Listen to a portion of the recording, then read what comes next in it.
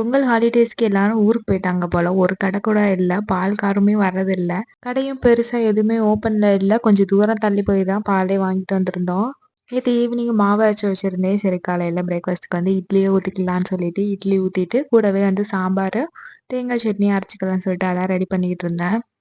பாப்பா ஸ்கூலுக்கு போக ஸ்டார்ட் பண்ணதுலேருந்தே ஒரே ஃபீவர், சளி இந்த மாரி தான் போய்க்கிட்டே இருந்துச்சு.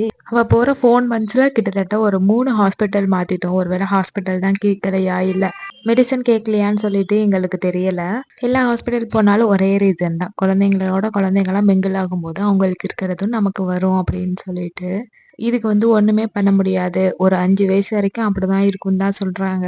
இப்ப நேத்துலருந்து ரொம்ப ஹை ஃபீவரா இருந்துச்சு. நைட் வரைக்கும் பார்த்துருந்தோம். எதுவுமே கேட்கவே இல்ல.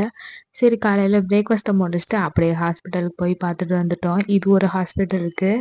குழந்தைங்கள வளர்க்குறக்குள்ளாட்டியும் போதும் போதும்ன்னு ஆயி போயிடுது. நாளைக்கு பார்க்கலாம்.